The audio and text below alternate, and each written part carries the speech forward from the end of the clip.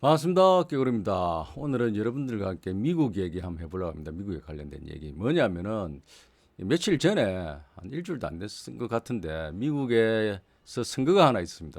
작은 선거가 하나 있었는데 결코 작지 않은 미국의 언론들이 각종 관심을 가지고 조명하고 있으며 또한 점은 이게 중동에 있는 알자지라 방송의 뉴스에 나올 정도로 이게 핫한 내용이었습니다. 뭐냐면은 미국 뉴욕주의 뉴욕시티, 뉴욕주 안에 뉴욕시티에서 시장 선거에 관련해서 각 당의 민주당의 후보 선거가 있었습니다. 민주당 후보 선거. 그러니까 뉴욕시의 시장 선거가 아니고 시장을 뽑기 위해서 각 당에서 후보를 뽑지 않습니까? 그 민주당 후보 선거가 있었는데 이 선거에서 뭡니까? 당선되신 분에 대한 관심이 집중 폭발하고 있습니다. 뭐냐면은 이게 이번에 선거에 나간 후보 중에 보시면은 뒤에 백그라운드로 보시면 6분 정도가 이게 리스트업대가 있는데 이 중에서 조람 만다니하고 앤드루 쿠머라는 두 분이 관심을 받았습니다.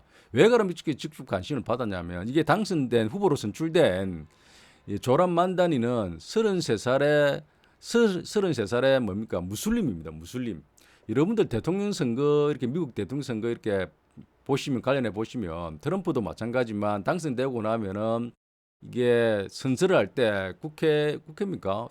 정확하게 잘 모르겠는데 국회 뭡니까 이게 홀에서 대통령식을 할 때 이게 국가에 대한 뭡니까 헌법을 잘 지키겠다. 헌법에 따라서 국가를 잘 통치하겠다는 뜻으로 그게 선서할 때 대부분 뭡니까 성경 위에 손을 얹고 내 거짓말 없이 잘 하겠다는 뜻으로 하죠. 그 정도로 이게 뭡니까 종교적으로도 이게 기독교라는 게 중요한 역할을 하고 있는데 이분 무슬림입니다. 무슬림이자 그것도 33살. 또 더 중요한 거는 이분이 이민원 1세대입니다. 부모가 이렇게 이민원 세대가 아니고 어릴 때 뭡니까 비록 어린 나이지만 본인이 미국으로 이렇게 이민 온 당사자입니다. 그럼에도 불구하고 뭡니까 당선이 되어 뭡니까 후보로 선출되었습니다. 이게 민주당 뉴욕시장 후보로 선출됐는데요. 백그라운드로 봐주시면 2위인 앤드루 쿠모가 2010년부터 11년입니까? 2011년부터 뭡니까? 10년 동안 제가 그렇게 정확하게는 모르겠는데 한 10년 동안 한번 볼까요? 2011년에서 2021년 거의 뭐 10년이죠. 10년 동안 거의 이게 뉴욕 그 주지사를 했습니다. 주지사. 이 주지사 한 분이 주지사 그만두고 자그마한 시장에 그 자기 주위에 있는 한 시에 속하는 시장에 출마를 한 겁니다. 그 정도로 뭡니까 이 뉴욕시가 중요하다는 뜻이겠죠. 그런데 이분의 이 화려한 경력에도 불구하고 정치 신인이라고 할 수 있는 조람 만다니가 이게 당선이 되었습니다. 스코어가 제법 벌어질 정도로 해가지고 당선이 됐는데요. 이거를 두고 이게 뭡니까 트럼프 대통령이 자신의 소셜 미디어인 소셜 트루스 소셜에 언급했습니다. 미친 뭡니까 100% 공산주의 미치광이가 당선됐다고 그렇게 언급할 정도로 이 내용은 잠시 있다 보고 그럴 정도로 이 뭡니까 관심을 가지는 내용들이었습니다. 근데 이 선출 과정을 보면은요 지금 현 시장인 뭡니까 에릭 아담스가 여러 가지 뭡니까 구설수로 해가지고 정치적인 뭐 소송이나 여러 가지 이게 비리 문제로 해가지고 그걸 겪다 보니까 본인이 출마하는 걸 고사하고 이 새로 이번 출마에 선출을 하는데 출마하지 않았다고 합니다. 그래서 사전 투표가 민주당이 이게 뭡니까 후보를 뽑는 사전 투표가 6월 14일에서 6월 22일 날 있었고요. 본 투표가 24일 날 있습니다. 6월 24일. 그러니까 얼마입니까? 한 일주일 정도 됐습니까? 일주일 정도 전에 있었다는 거죠. 이 결과가에서 조람 만다니가 당선이 된 거죠. 이번에 좀 관심을 가져야 될 게 뭐냐면은 투표 방식이 랭크드 초이스 방식이라고 랭크드 초이스 투표 방식이라고 합니다. 저도 이게 생소한데 한번 찾아보니까 굉장히 좀 생소하기도 한데 어떻게 보면 합리적이라기도 하고 보이기도 하고 어떻게 보면 좀 이게 문제점이랄까 어려운 점도 많이 있는 것 같더라고요. 뭐냐면 랭크드 초이스 방식이 이게 투표를 5명이 뭡니까 후보로 이번에 민주당 후보에 5명이 출마를 했는데 5명에 모두 다 그러니까 1순위, 2순위, 3순위, 4순위, 5순위를 해가지고 투표를 하는 겁니다. 이게 유권자들이 이게 5명에 대해서 다 이게 투표를 하면은 1등, 2등, 1순위, 2순위부터 5순위까지 되고 나면은 이게 1순위가 투표를 다 모아가지고 과반이 넘지 못하면은 제일 마지막 꽁찌한 후보를 탈락시키는 겁니다. 탈락시키고 그 꽁찌한 뭡니까? 탈락된 투표 있지 않습니까?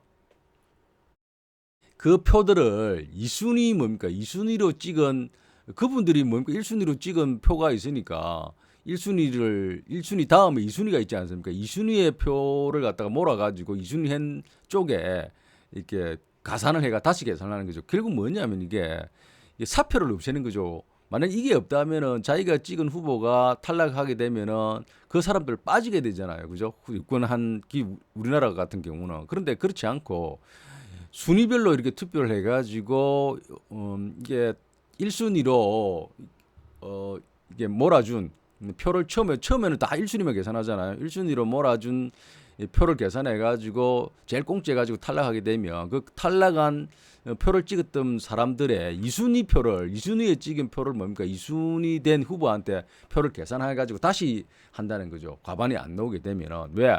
1등 한 후보가 과반을 못 차지했기 때문에 다 절대 다수가 이게 지지한 게 아니기 때문에 다시 계산을 하는데 그 꽁찌해가지고 떨어져 나간 후보를 지지했던 사람들의 2순위를 표를 받은 후보자에게 다시 계산을 해서 2순위를 다시 계산한다는 거죠. 두 번째 2라운드 방식으로 계산한다는 그렇게 계속 하는 거죠. 떨어내는 거죠.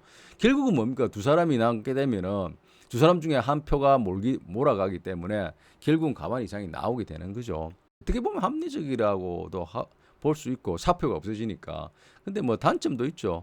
단점도 있습니다. 이게 마지못해서 이렇게 내 마음에 안 드는데 모르겠습니다만 5명을 다 이게 해야 되는 건지 한 명만 해도 되는 건지 모르겠는데 이게 5명을 다 해야 된다고 하면 한 명 빼고는 다 마음에 안 들어서 어떤 사람이나 해도 마찬가지 나는 관계가 없다고 생각할 수도 있는데 굳이 해야 된다고 하면은 이게 정확한 유권자의 표심이 반영되지는 않을 수 있잖아요. 정확하게 이게 어떤 건지는 모르겠지만 하여튼 그런 방식이라고 합니다. 또 하나 재미나는 게 뭐냐면은 이 투표용지 한번 보십시오. 투표용지를 보면은 이게 영어 이름 밑에 이게 중국어가 있죠. 한자 중국어가 있죠. 이제 중국어죠. 보면은 중국 한자죠. 한자 뭐 좀 어라기보다는 한자로 표현대가 있죠. 이 투표용지를 보면 뉴욕시티에 살고 있는 주민들의 이게 구성이 어떤 건지 대충 짐작할 수 있죠. 저는 이게 구성이 어느 정도 중국인들이 많이 살고 있는지는 특히 유권자들 중에 중국인들이 얼마나 많은지는 찾아보지 않았습니다만은 이걸 보면 알 수 있죠. 중국의 영향력이라든지 중국의 유권자가 아무리 많다고 해도 영향력이 별로 없으면 이렇게 하지 않겠죠. 예? 그래서 뭐 한글이 뭐 이렇게 대단하다고 하지만 이 투표 용지를 보면 정확한 위치를 알 수가 있는 거죠. 하여튼 뭐 이게 뭐 제가 더욱더 저도 뭐 한글에 대한 예찬론자고 대단한 문자라고 생각합니다만은 어쨌든 이게 위치는 정확하게 이 투표 용지를 보면 알 수 있다는 걸 느낍니다. 뭐. 그리고 이게 제가 아까 말씀드린 대로 트럼프의 자신의 소셜 미디어인 트루스 소셜에 보면은 뒤에 백그라운드로 여러분들 한번 내용 봐주시고 저는 번역본을 읽어드리겠습니다. 이 뭡니까 조람 만다니의 선출에 대해서 트럼프 대통령이 또 한마디 했습니다. 한마디 안 하실 분 이게 뭔가 작은 시에 대한 민주당 후보를 선출하는 거니까 언급 안 해도 될 거라고 봐지는데 굳이 이렇게 뭡니까 자신의 미디어에 언급할 정도면 상당히 관심을 가지고 있고 중요한 뭡니까 일개 시장의 선거가 아니라는 거죠. 영향력이. 그래서 뭐라고 해놨냐면은 제가 읽어보면은 결국 벌어지고 말았다. 민주당은 선을 넘었다. 조람 만다니 100% 공산주의 미치광이가 민주당 예비 선거에 승리했고 이제 시장이 되려고 하고 있다.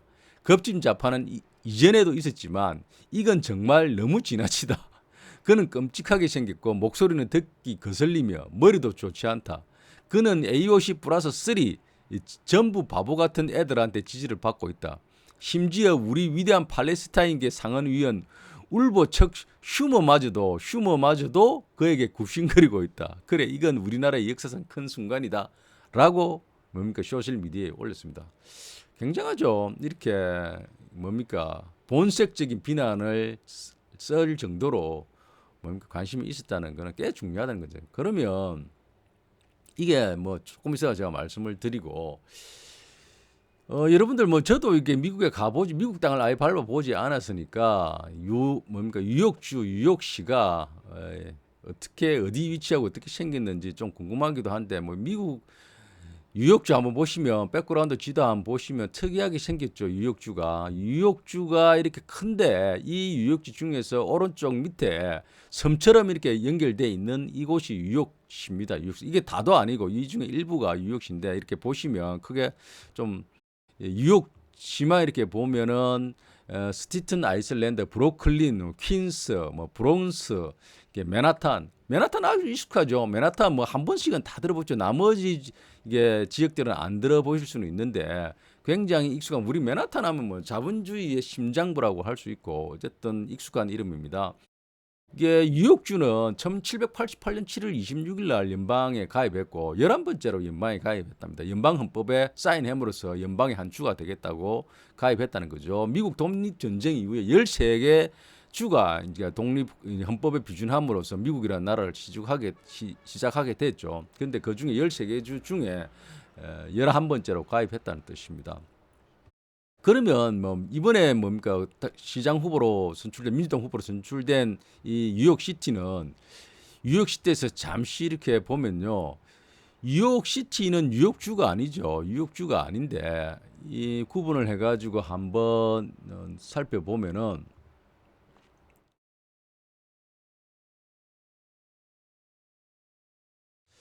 자 뉴욕주하고 뉴욕시티는 다릅니다. 그죠? 뉴욕시티는 뉴욕주의 한 뭡니까? 뉴욕 스테이트는 주고 뉴욕시티는 시죠.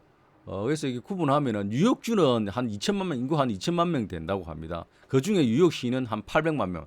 굉장히 뭐 절반은 안 되지만 뭐 한 5분의 이게 10분의 4, 10분의 뭐 한 4 정도 되죠. 굉장히 인구가 많죠. 한 도시가 예정되는데 이게 왜 그러면 이렇게 중요하냐면 이번 선출이 민주당 후보로 당선이 되면은 선출이 되면은 시장이 된 거나 마찬가지입니다. 왜냐하면은 뉴욕 이 주 안에는 민주당이 공화당의 2배 이상으로 많다고 합니다. 뉴욕 주 안에는 민주당이 공화당의 2배로 유권자들이 보면은 그러니까 이게 뉴욕주가 민주당이 완전 텃밭입니다. 텃밭. 그냥 민주당 후보에 선출되면은 곧 당선이다. 이게 의원이 당선이든 하원이든 상원이든 이쪽에 나가면 당선된다는 걸 보장받는다고 합니다. 대단하죠. 뭐 광주나 뭐 대구 정도의 도시라는 거죠. 우리나라로 말하면. 그리고 뉴욕시는 그 중에서 848만 명, 800만 명 넘게 850만 명 정도 이제 인구가 되는데 2024년 7일 기준으로 해가지고 등록 유권자 중에 67%가 민주당이라고 합니다. 민주당. 그러니까 한 뭐 조금 더 보태면 70%가 10명, 7명은 민주당이라는 거죠. 등록한 유권자들 중에 그 중에 10%가 10.2%가 공화당으로 합니다. 이런 뭡니까 구성을 보면 선거 하나 많아죠. 선거 하나 많아. 이게 민주당 후보가 마음에 안 들어서 이 중에 절반 정도가 투표 안 한다 하더라도 민주당 후보가 당선됩니다. 67%고 공화당이 뭐 10.2%밖에 없죠. 나머지는 뭐 이게 무소속이 뭐 정당이 없는 유권자들이라는 거죠. 한 80% 정도가 두 당이 차지하고 있는데 그 중에 뭡니까? 7대 1 정도? 뭐 좀 심하게 말하면 이 정도이기 때문에 이번 뭡니까? 2024년 그러니까 이 트럼프 선거, 예?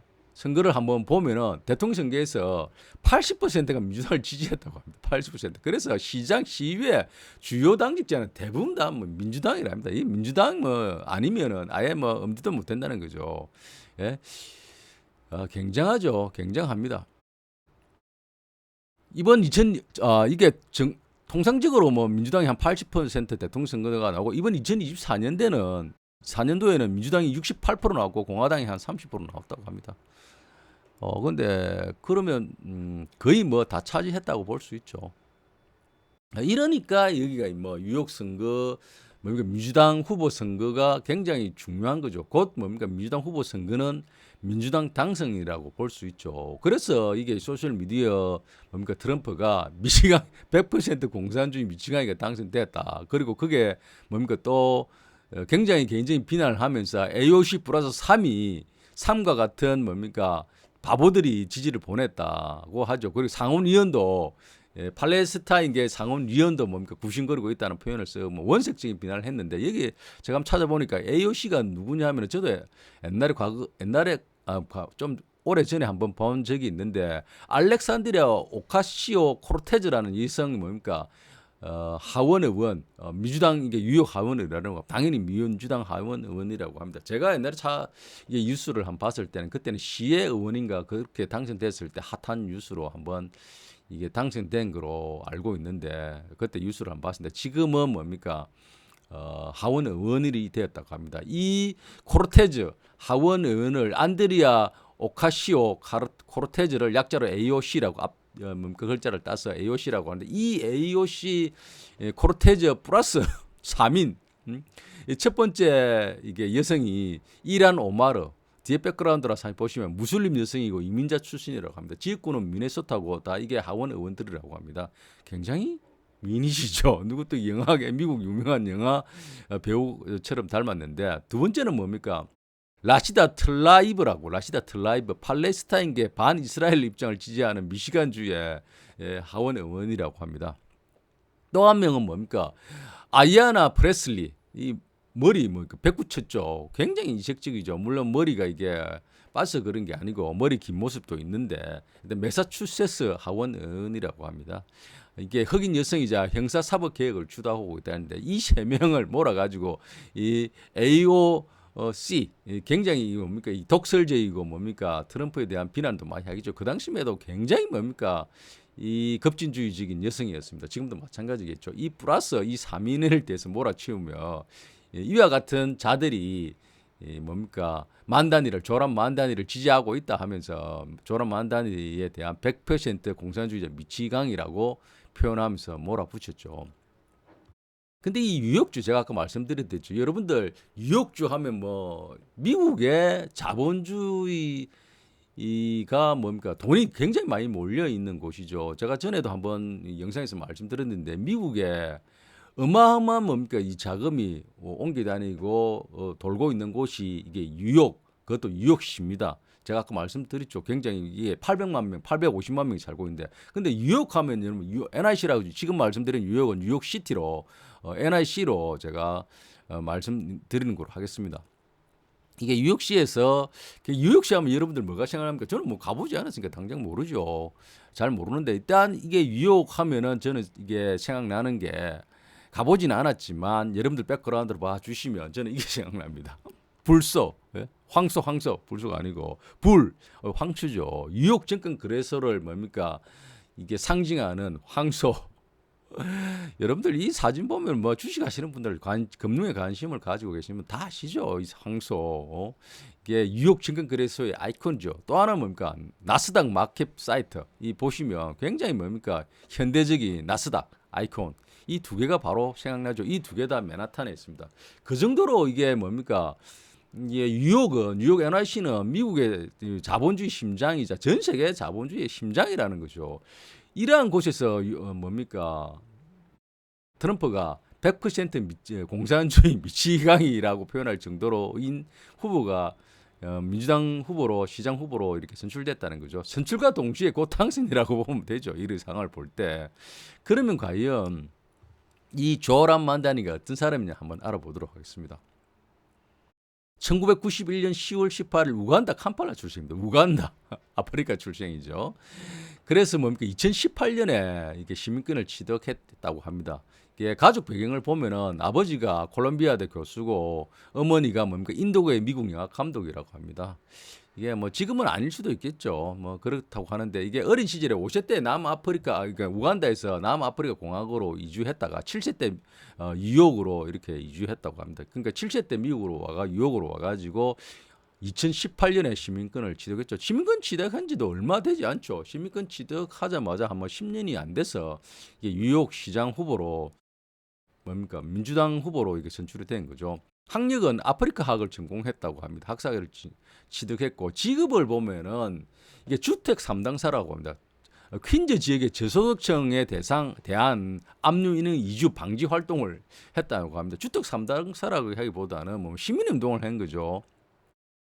2021년까지는 유혹주 하원의원을 뭐 재직했다고 합니다. 유혹주의 하원인 거. 근데 특이한 것은 이분의 이력 중에 하나가 래퍼입니다. 래퍼. 이게 가수인데 쉽게 말하면 래퍼. 가수죠. 가수 활동을 했는데 뭡니까 영 카르다몬이라는 타이틀로 해가지고 뭐 이게 이 발매도 하고 했는데 이 백그라운드 한번 봐주시면 독특한 이게 이력을 가지고 있죠. 그러니까 가수라는 거죠. 가수 활동도 했다는 거죠. 젊은 시절에. 그러니까 지금 나이가 젊으니까 얼마 되지 않았죠. 지금도 할 수가 없죠. 지금은 정치인이니까. 그리고 정치 활동을 보면 대학 시절부터 뭡니까 이게 스튜던트 포 저스티스 인 팔레스타인에가 팔레스타인에 대한 지지가 굉장히 뭐 지지하는 활동을 많이 했다는 거죠. 그리고 DSA 소속이랍니다. DSA가 뭐냐면 사실 쉽게 말하면 민주적 사회주의를 지지하는 뭡니까 이게 단체들의 소속이라고 합니다.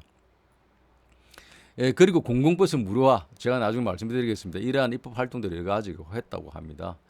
배우자는 뭡니까 라마두 와지라 해가지고 시리아계 시각예술가라고 하고요. 이 뭐 이력들을 보면 대부분 이분 이력을 알 수가 있죠.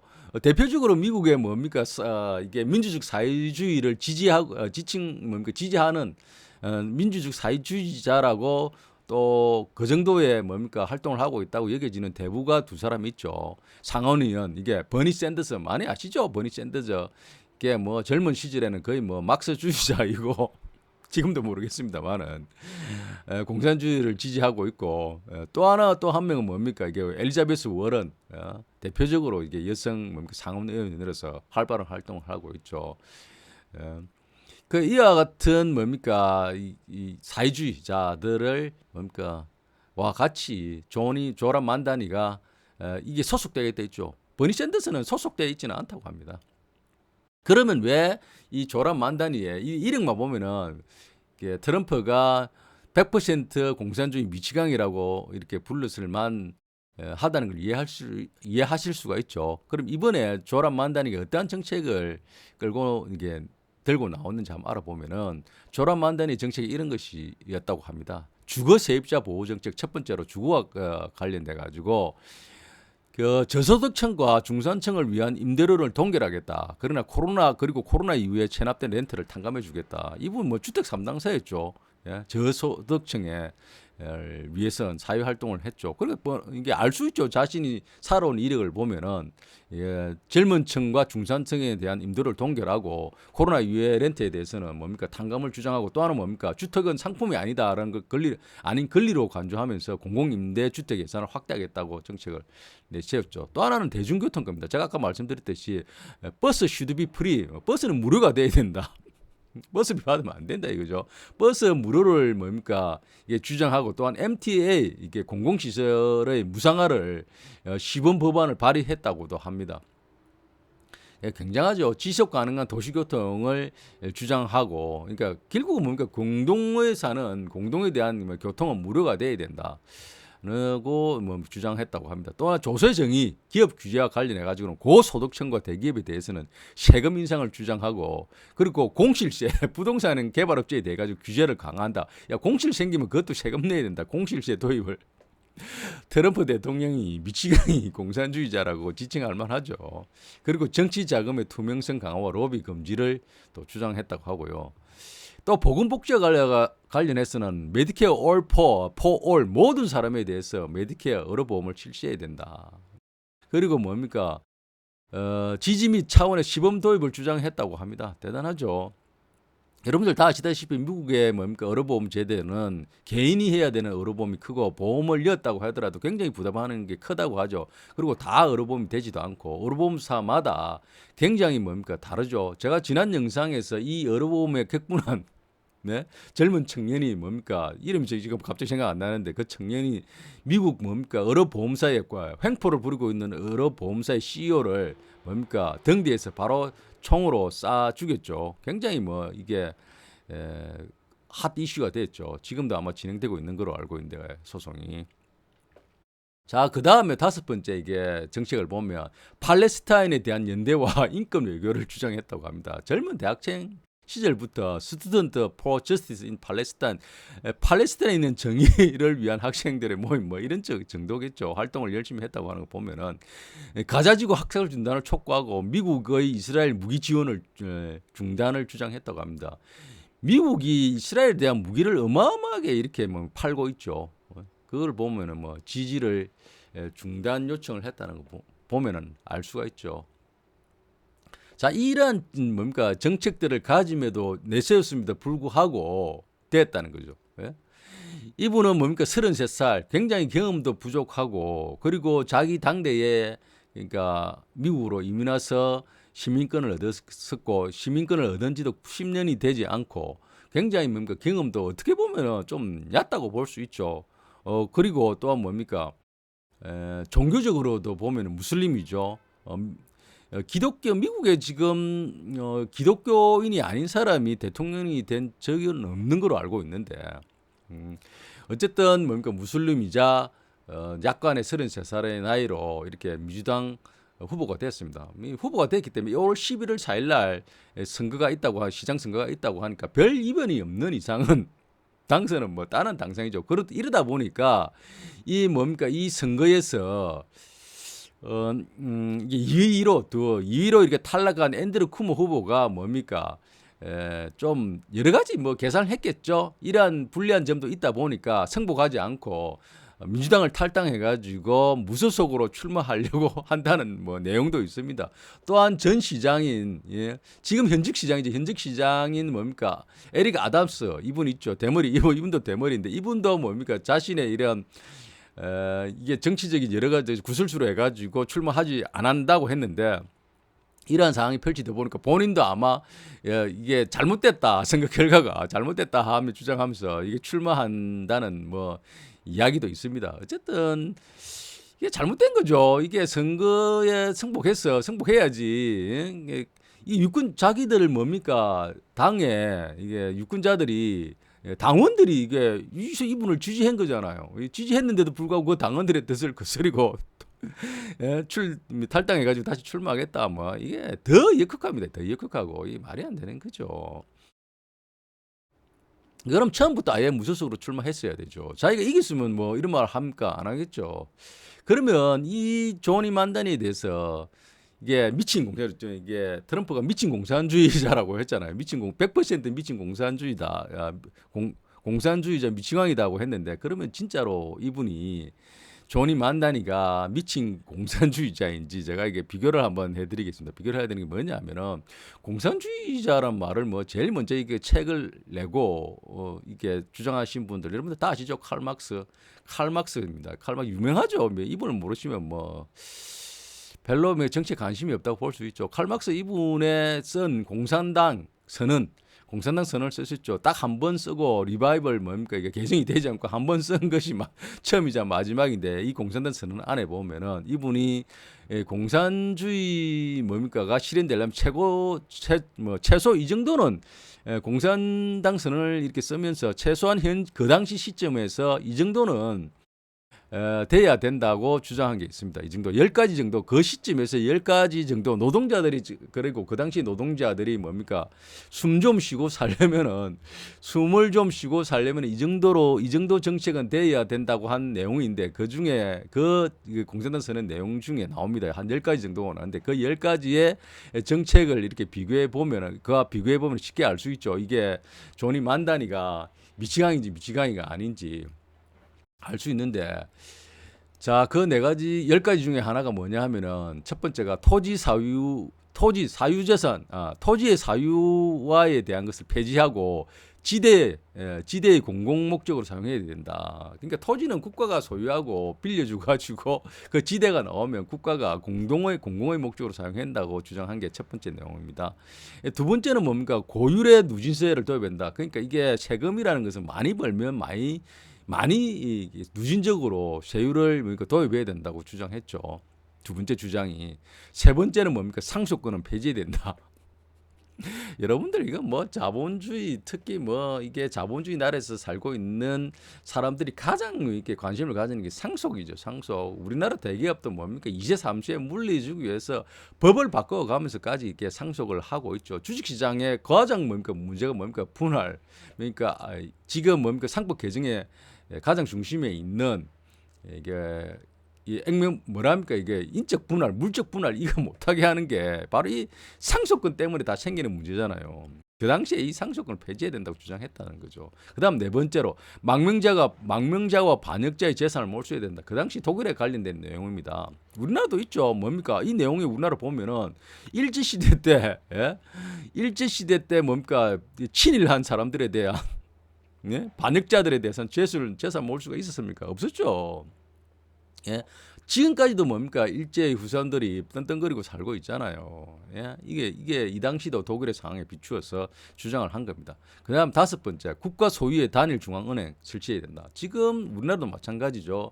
사적 은행들이 너무 많죠. 이 사적 은행들이 돈 노래하면서 이번 부동산 지금 온통 나라가 우리나라 시끄럽죠. 이재명 대통령이 뭡니까 이게 부동산 관련 정책을 내자마자 완전히 뭐 지금까지 없었던 초유의 초강력 이렇게 정책이라고 하면서 이렇게 시끄러운데 시끄럽기보다는 핫하죠. 예? 관심이 많고 그와 같이 이러한 것들이 왜 생기냐 하면은 중앙은행 국가 소유의 중앙은행 외에 사설 단체들이 사설 은행들이 사적 은행들이 너무 많이 생기니까 이런 문제가 생기는 겁니다. 이 당시에도 뭡니까 칼 막스가 사적 은행들 다 없애고 국가 소유의 단일 은행으로 중심해야 된다고 주장했던 거죠.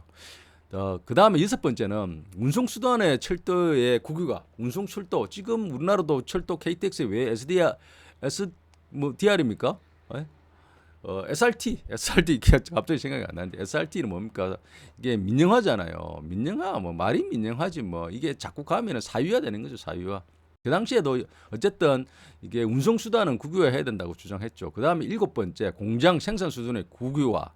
그 다음에 여덟 번째 모든 사람에게 노동 의무를 부과해야 된다. 그 다음에 아홉 번째 농업과 공업을 결합해가지고 도시와 농촌의 균형 발전을 해야 된다. 이거 좀 피부에 와닿죠. 지금 또 뭡니까 수도와 지방 간에 뭡니까 이게 개발 엄청나죠. 이게 격차가 계속 벌어지고 있죠. 이 당시도 마찬가지죠. 도시와 농촌 균형 발전해야 된다. 계속 벌어지다 보니까 지방 도시 수도권과 지방 도시하고 지금 너무 많이 벌어지다 보니까 지금 이재명 대통령 당선되자마자 뭡니까 부산에 해수부 내려보내야 된다고 내려보내겠다고 하고 있죠. 어느 정도 이게 뭡니까 지방과 도시의 수도와 비수도권 간에 지방 간에 이렇게 발전을 균형 발전을 해야 되는 게 맞죠. 그 다음에 열 번째로 모든 아동에게 무상 공립 교육을 시키고 아동 노동을 금지해야 된다. 지금으로 보면은 당연한 것처럼 들리죠. 당연한 것처럼. 근데 이걸 그 당시에 실시했고 우리나라도 뭡니까 최초에 뭡니까 무상 교육 무상 뭡니까 무료 무상 교육하고 또 뭐죠 이게 무료 식사입니까? 예? 아동 뭡니까 급식 무상급식이 이게 도입할 때 제 기억으로도 이게 반대하는 사람 있었죠. 반대하는 사람, 반대하는 사람 있었습니다. 지금으로 보면은 이게 왜 반대했는지 이해도 안 되는데 이게 결국 뭡니까 무상급식 같은 경우는 농촌에 이게 상품을 우리 농민들이 생산한 이러한 뭡니까 농산물을 소비하는 게 소비해 주려는 게 1차 목적이었지 않습니까? 물론 아동들에게 학생들에게 급식을 무료로 제공하는 것도 있었지만 첫째 목적은 농촌에 이게 농수산물을 소비하는 게 1차 목적이었습니다. 그런데 지금으로 보면 참 이게 반대했다는 사람이 있었던 것조차도 아이러니하게 느껴지죠. 어쨌거나 이렇게 공산당 선언 안에 보면 10가지 내용 중에 10가지를 보면은 첫 번째로 토지 사유 폐지, 두 번째 고율의 누진세, 세 번째 상속권 폐지, 네 번째 반역죄의 재산 몰수, 다섯 번째 국가 소유의 단일 은행 중앙은행 설치, 여섯 번째 운송수단은 국유화해야 된다. 일곱 번째 생산수단의 국유화, 여덟 번째 모든 사람에게 노동 의무를 부과하자. 아홉 번째 도농 간에 뭡니까 균형 발전을 하자. 열 번째 아동에게 뭐 무상으로 무상교육을 하자. 그다음 아동 노동을 금지하자. 이 10가지인데 여러분들 몇 가지 동의하십니까?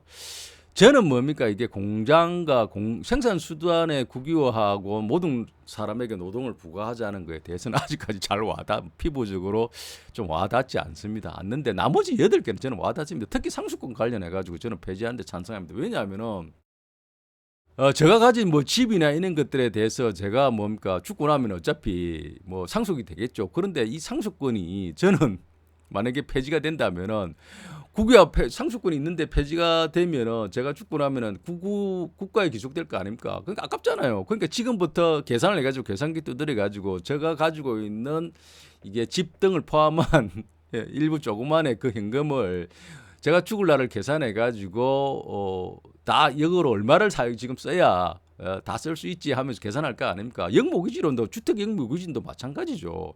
결국은 이게 다 소비하고 가게 된다는 거죠. 노동은 그만하게 되고 노동보다는 소비에 집중을 해가지고 쓰고 즐기면서 뭡니까 이게 다 이게 소비를 하겠죠. 결국 뭡니까 노인들은 나이가 많아짐으로써 좀 더 소비에 집중하게 되고 젊은이들은 많이 뭡니까 일자리가 일에 노동에 더욱더 중심을 주고 돈을 버는 거에 집중하겠죠. 그리고 굳이 상속에 자녀들에게 상속을 하고 싶으면 마지막이 아니라 젊었을 때부터 같이 노동을 하면서 같이 뭡니까 업을 하면서 차근차근 물려줘야 되는 거죠. 빨리빨리 물려주면 됩니다. 빨리빨리 세금도 적극 내고 그렇기 때문에 저는 이게 뭐 상속권 폐지에 찬성합니다. 찬성하고 빨리 쉬고 싶으니까.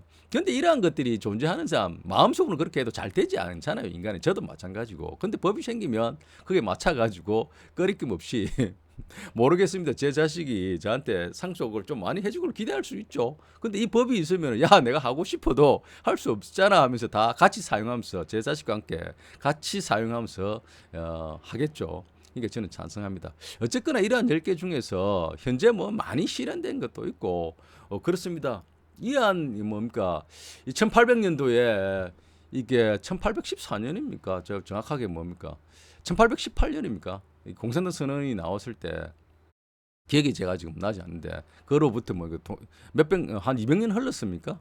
200년 정도 흘렀는데 이 200년이 지난 이 뭡니까 조니 만다니가 주장하는 이 정책이 미치광이 정책 같습니까? 미치광이 정책 미치광이라기보다는 뭐 별로 그렇게 미치광이스럽지가 않죠. 스럽지 않는데 어쨌든 도널드 트럼프는 100% 공산주의자 미치광이라고 소셜 네트워크에 올렸습니다. 그 정도로 지금 핫하다는 거죠. 5번 뭡니까 11월 4일이 되면은 뉴욕시의 시장이 당선 결과가 나오겠죠. 거의 뭐 뽑혔다고 보면은 되는데 이 조란 만다니와 관련해서 지금 미국의 많은 언론과 저 뭡니까 바다 건너 알자지라 방송까지도 관심을 가지고 언론이 나오고 있다는 것에 대해서 여러분과 함께 공유해 봤습니다. 다음에는 더 좋은 내용으로 찾아뵙도록 하겠습니다.